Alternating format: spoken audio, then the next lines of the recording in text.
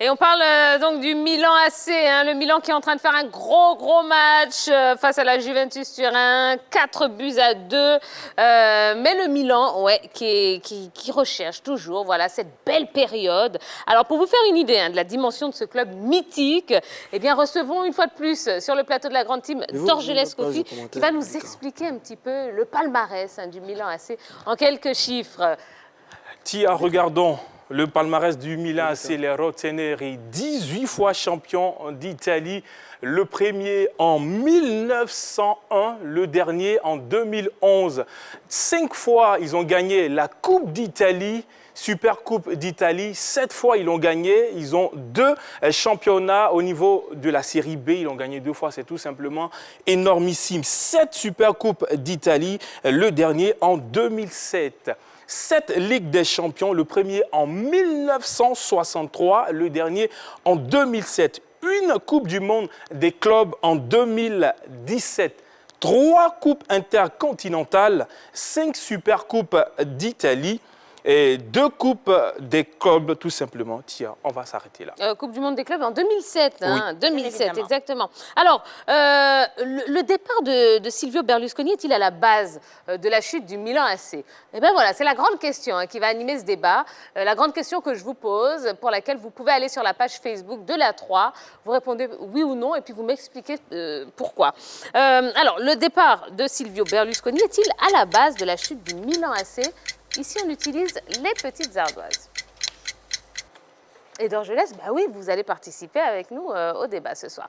Alors, j'ai du oui, j'ai du non. Eh bien, on commence avec Henri Jocquet. Silvio, plutôt, Berlusconi a quitté définitivement, a vendu définitivement l'équipe du Milan AC en 2017. Voilà, il était là jusqu'en 2016-2017 avec les tractations. Ça a eu lieu finalement en 2017. Mais avant cette date, le Milan AC avait déjà perdu son lustre d'antan et c'était compliqué pour cette équipe de Milan d'exister face à des équipes comme la Juventus de Turin à un moment ou peut-être à l'Inter de Milan. Et en 2011-2012, la fin de la saison 2011-2012, il y a des joueurs qui sont partis à la retraite, notamment Nesta, notamment Gattuso, Seedorf, et ces joueurs n'ont pas été, ceux qui sont venus après n'ont pas forcément suivi. Et voilà, on ne remplace pas ces gens de joueurs-là par d'autres qui viennent et qui ont envie d'apprendre. Et à partir de ce moment-là, il y a eu tellement de choses qui sont succédées dans cette équipe de Milan. Sinon, depuis un certain moment, même avec la présence de Berlusconi, les choses n'allaient pas aussi très bien. D'accord, donc pour vous, ce n'est pas l'élément déclencheur. Non, ce n'est pas l'élément déclencheur. Michel Bendé. Pour moi, c'est l'élément déclencheur. Parce que quand on a un président qui, à lui seul, remporte 17 titres majeurs, je dis bien 17 titres majeurs, 4 Ligues des Champions, 4 Super Coupes d'Europe, une Coupe du Monde des clubs, qui remporte 7 championnats à lui seul, je pense que... Il est en tout à 29 titres. Non, j'ai pas seulement les titres majeurs. Très bien. Les titres majeurs, vous voyez. Et, comme tout à l'heure, je disais, quand les politiques s'ingèrent, c'est encore plus fluide. Parce que Berlusconi, à la base, c'est un homme politique très puissant, très riche. Il a mis d'énormes moyens. Et quand vous voyez, c'est vrai, tout à l'heure, mon frère l'a dit, il est parti en 2017. Mais depuis 2006, depuis 2008, il s'est retiré lui-même de la présidence. Il a laissé à d'autres personnes gérer, même s'il était le propriétaire, parce qu'il n'avait plus encore ces ressources-là pour pouvoir injecter, pour pouvoir prendre vraiment ses joueurs. Et c'est le cas dans notre jargon ici, et dans notre championnat ici, le cas de Zenzou à l'Africa. Lorsque Zenzou est parti, l'Africa a plongé. Parce que quand un club puissant comme le Milan AC dépend d'une seule personne, c'est difficile. Aujourd'hui, le président Maître Roger Augnin, un exemple, il a fait de telle sorte que l'ASEC soit une institution. Même si aujourd'hui il part, l'ASEC va rester l'ASEC. Mais Berlusconi l'a fait de telle sorte que tout dépend de lui. Et là, aujourd'hui, après son départ, c'est très difficile après de pouvoir rebondir. Qu'est-ce que vous en pensez? Moi, je dirais oui, comme Henri Jocquet l'a dit. Il est parti en 2017. Il a vendu le club à un consortium chinois autour de 500 milliards de francs CFA. Les acquéreurs, eux, avaient promis d'investir 230 milliards de francs CFA dans le club pendant 3 ans. Mais vu les résultats sportifs, ça n'a pas suivi. Quand vous prenez les 6 dernières années, le club a perdu près de 370 milliards de francs CFA. C'est énorme comme pour un club comme l'AC Milan. Non, je dis plus ou moins, son départ a fait du mal à cette équipe du Milan AC. il a régné pendant 31 ans, de 1986 à 2017. C'est-à-dire qu'il vient juste après la période de la série B pour l'équipe du Milan AC. Et il bâtit le club. Il gagne 29 titres au total. C'est-à-dire aucun président du Milan ne va peut-être battre ce record-là. Et regardez ces périodes, 89-97. Il gagne 2 Ligues des Champions consécutives, 89-90. Il perd une finale en 93 face à Marseille. Il gagne une finale en 94 face au Barça, balayé avec 4 buts. En 95, il perd une autre finale. Je veux dire, seul le Real de Madrid de Zidane, récemment, a fait mieux. Ouais. Berlusconi, c'est le monsieur plus du Milan AC. C'était un géant en matière de direction de club. Et oui, effectivement, son départ sur la fin, il y a eu beaucoup de difficultés, mais son départ a fait vraiment un grand tort à cette équipe du Milan AC. Yellow?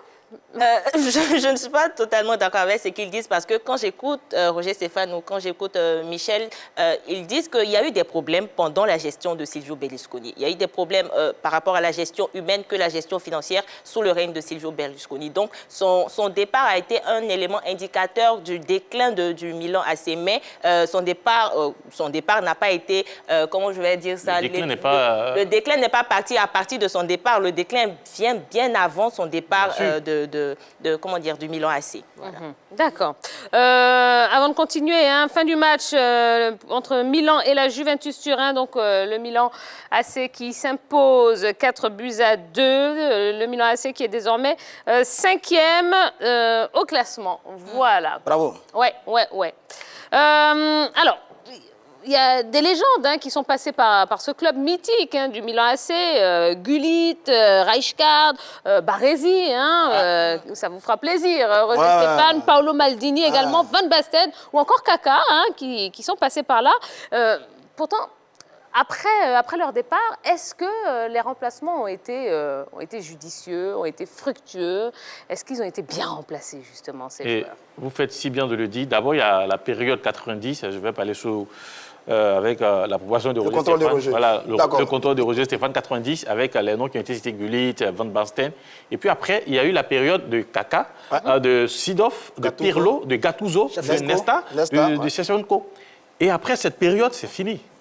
Les joueurs qui ont été appelés, je peux citer par exemple Ricardo Montolivo, qui peut-être n'est pas beaucoup connu. Oui. Il y a eu Nigel De Jong, il y a eu aussi Gianpaolo Pazzini, sans oublier Christian Zapata et même le Guinéen Kevin Constant. Et c'est-à-dire le joueur qui quand même arrivait à se sortir de ce lot-là, c'était le joueur italien d'origine égyptienne, El Shaarawy. Malgré tout ça, le Milan AC n'a pas retrouvé. Donc, on peut dire aisément que ces joueurs-là, ces deux générations n'ont pas du tout été valablement remplacés. Alors, de novembre 2001 à mai 2009, le Milan n'a connu qu'un seul entraîneur, Carlo Ancelotti. Après lui, se sont succédés une pléiade d'entraîneurs. Qu'est-ce qui explique justement l'instabilité, cette instabilité sur le banc de touche, Michel? L'instabilité est due au fait que le Milan n'a pas des joueurs de classe mondiale. Parce que, quel que soit le talent d'un entraîneur, c'est les joueurs qui le font.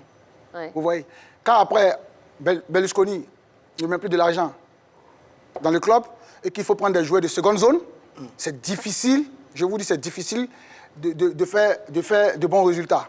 C'est très difficile. Donc, ce qui fait que, tout à l'heure, comme le frère l'a cité, dans le recrutement, ils n'ont pas les moyens de se prendre des grands joueurs. Aujourd'hui, pourquoi est-ce que le PSG, dans les années 90, le PSG n'était pas un club de renom, mais aujourd'hui, depuis l'achat des Qataris, le PSG est un club de renom parce qu'ils ont de l'argent pour acheter des grands joueurs. Quand on prend Chelsea, c'était un club banal, excusez-moi du terme, par le passé, mais depuis que Abramovich est président, Chelsea a remporté des titres. Donc, s'il n'y a pas d'argent, ça sera difficile d'avoir des bons joueurs.